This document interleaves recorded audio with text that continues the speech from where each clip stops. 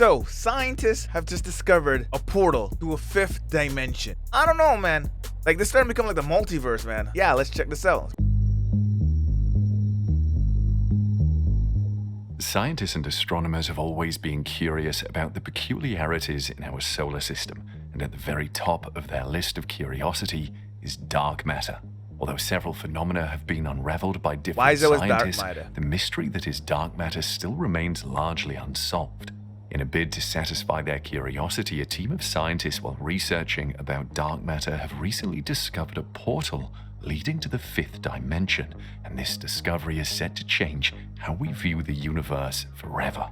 How did the scientists find the portal, and how would this discovery affect our world? Join us as we explore how scientists just announced that they found a portal to the fifth dimension. I don't know, like, I'm curious about this portal, but at the same time, you gotta be nervous, man. You never know what might come through, right? You never know what will come through. Dark matter has long since been an enigma to scientists and astronomers. Although it takes up most of our universe, scientists have yet to fully unravel its mystery. With the discovery of the fifth dimension, scientists believe that this dimension might explain the 75% of dark matter that has not been observed yet. Even though we don't know much about it, most of our ideas about the physical universe relies on the concept of dark matter. Scientists are rooted in this idea simply because dark matter takes up most of our universe, and it is regarded as a pinch hitter that helps scientists understand how gravity works. They believe several features would dissolve or fall apart entirely without an X factor of dark matter. Even at that, dark matter does not disrupt the particles we see and feel. This means it must also have other special properties, hence why more research on dark matter was needed. The quest to get more information about dark matter and its properties led a group of physicists from Johannes Gutenberg University in Mainz, Germany, to conduct a study. This study proposed a theory about some unknown particles moving around in a hidden fifth dimension. In their study, they proposed that the gravity of this particle could manifest itself in our four-dimensional universe as the extra gravity we currently attribute to dark matter. Published in the European physical journal C, the study suggests further that the particle can give a solid explanation for dark matter. This phenomenon has never been studied directly but is believed to comprise most of the universe's total mass. In the study, the researchers say particles could travel across the whole universe, including the fifth dimension that has just been discovered. For decades, scientists have questioned the four dimensions of our universe. These dimensions are known as the three of space, up and down, left and right, with back and forth, and one of time.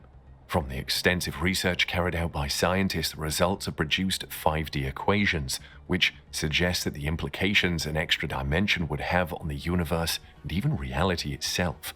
The authors of this study, Adrian Carmona, Javier Castellano-Ruiz, and Matthias Neubert, mentioned that the fifth dimension's discovery was not what they planned. But how? How? Did they send something to this fifth dimension, or this is just like a guess? They're just guessing, right? They don't actually know if this fifth dimension actually exists. Like, they're just taking a scientific guess, right? So basically, like, you know, get the degrees, some kind of things, and one of us can be like taking a guess and say what happened. That's what these guys are doing, right? Have they actually sent something? I don't think so, right? Our initial intention for this study was to explain the likely origins of fermion particles in theories with a warped extra dimension.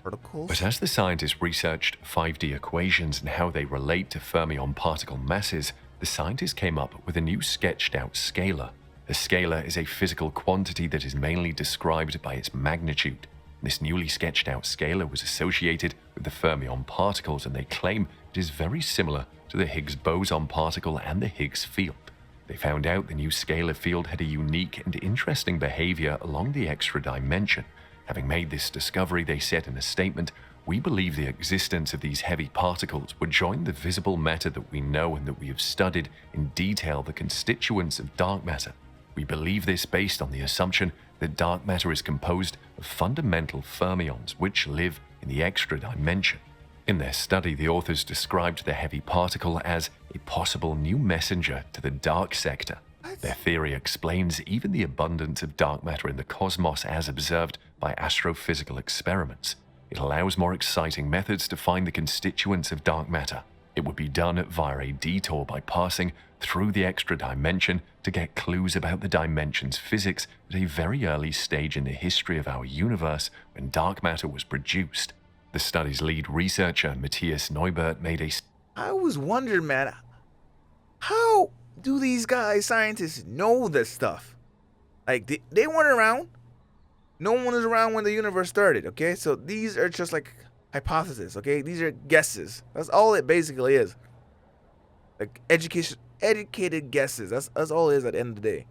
Because they don't know. No one truly knows, okay? Statement regarding their discovery. He mentioned that after years of possible confirmations of the team's theoretical predictions, they are now confident about the mechanism discovered by him and his team.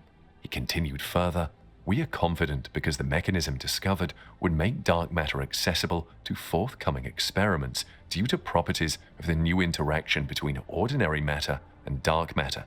It would be mediated by our proposed particle and can be calculated accurately within our theory. Therefore, we hope the new particle may be discovered first through its interactions with the dark sector. Although creating a hypothesis about the particle and its mass is just the beginning, or simply put, the easy aspect, now these scientists would have to look for it. An example is the Nobel Prize-winning discovery of the Higgs boson. The Higgs boson was spotted by the Large Hadron Collider, which is the world's largest, most powerful particle accelerator. The Higgs boson's discovery was not achieved until 2012. Now let's talk about this particle accelerator, okay? That thing is dangerous. I'm just gonna put it out there. That is dangerous. On this planet, if something goes wrong, like, what are they gonna do? Like, legit, if something goes wrong, they create like a black hole or something, we're all screwed. And like, we have no say because these guys are just doing these tests, and this kind of stuff makes me nervous. Put in the comments down below if stuff like this makes you nervous. It makes you scared a little bit. It makes me scared a little bit. And its hypothesis was initially proposed in 1964. Unfortunately, the Large Hadron Collider would not be large or powerful enough to detect this new particle, as it's too heavy for current colliders. Regardless, the scientists that proposed this study are keeping their fingers crossed, hoping that the particle could be detected more indirectly. They believe this new particle could play a very important role in the cosmological history of our universe.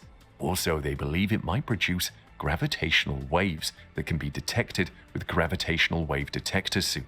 And speaking about dark matter, observations from the Hubble Space Telescope have suggested a missing ingredient in dark matter theories. During a recent observation of the 11 galaxy clusters, astronomers noticed that cluster galaxies give off 10 times more gravitational lensing effects than expected from cosmological simulations. This is why scientists reviewed this phenomenon and believe that dark matter halos are bigger and denser than predicted to be in the standard cosmological model. In 1933, Fritz Zwicky, a Swiss astronomer at the California Institute of Sounds so Technology, familiar, was like I've observing heard that the name before. Coma galaxy cluster when he noticed something absurd. He saw that the single galaxies were moving too fast for the cluster to still remain whole according to the measure of visible mass.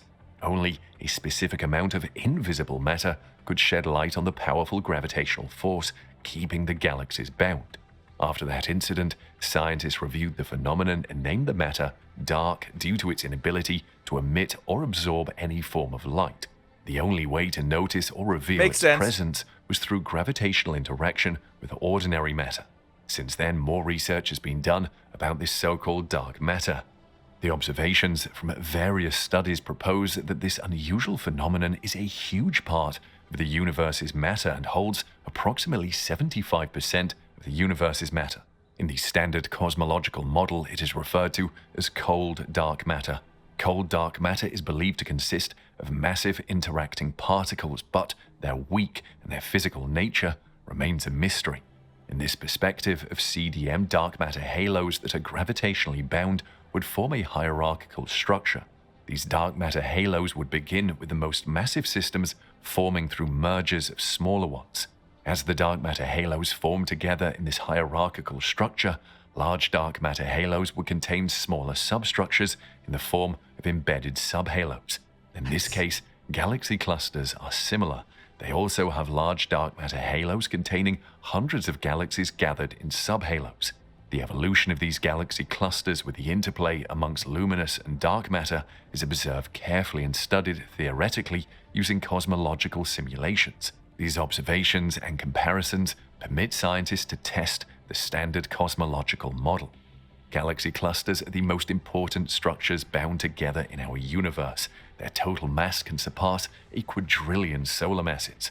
When you examine it through Einstein's theory of general relativity, their enormous mass diverts the light of distant galaxies, sometimes deforming their shapes and splitting them into multiple images. The process of observing this phenomenon is known as gravitational lensing. Gravitational lensing allows scientists to find the spatial distribution of both ordinary and dark matter in the cluster cores, where the density's mass is very high. The principle of gravitational lensing is not a hard process. It's a cool theory and all all. scientists have to do is reverse engineer the observed image distortions to deduce the lens's mass distributions. This technique was used with tens of imaged galaxies lensed by 11 massive galaxy clusters recently observed with the Hubble Space Telescope. The observation was done in the framework of two programs, Cluster Lensing and Supernova Survey with Hubble and Hubble Frontier Fields. To improve their ability to compel the total distribution on the smallest scales, astronomers use the multi-unit spectroscopic explorer mounted at the Very Large Telescope in Chile. With the telescope, they measured the star's velocity dissipation in several galaxies across 3 clusters. These clusters are MAX J12060847, MAX J04161243, There's just so many of them. Look how and long Able these names are. S1063. Stars operate on the effects of gravity, so their momentums are a deputy of the subhalo masses. The team of scientists was able to get high-resolution mass maps of each galaxy cluster by combining gravitational lensing with the galaxy kinematics measurements from MUSE, a powerful wide field, and an optical integral field spectrograph. These maps also showed that these cluster galaxies are hosted by dense, huge dark matter subhalos. The images of distant sources lensed by foreground galaxy clusters have angular separations of several tens of arcseconds. As a result, subhalos within each cluster acted as smaller-scale gravitational lenses embedded within the large lenses. Supposing these subhalos are big enough and have sufficient density, they could produce additional local strong lensing events on smaller scales with smaller separations of less than a few arcseconds.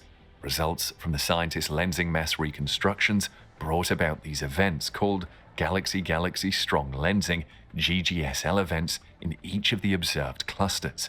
After that was achieved, scientists compared the observed cluster mass distributions to 25 simulated galaxy clusters, which evolved in the standard cosmological model. This comparison revealed that cosmological simulations do not depict the same dark matter concentration level on the smallest scales. This is why they produce more than 10 times galaxy-galaxy strong lensing events than we observe. The outcome of these results suggests that there are some characteristics of the universe that we do not understand yet. Therefore, the number of observed I think there's GGSL plenty that we events don't is understand. inconsistent with theoretical predictions about the standard cosmological model. It might also be an issue with the simulation methods, or we could have made the wrong assumptions about dark matter properties. However, more observations will be done with equipment such as the European Space Agency's telescope. At least they're letting us know that they could have possibly made a mistake, okay? They said right there. And NASA's planned Euclid. The Nancy Grace Roman Space Telescope could also be used to confirm the problem and help clarify issues by increasing the cluster samples that can be examined. This would help scientists and astronomers to progress in stress testing dark matter models.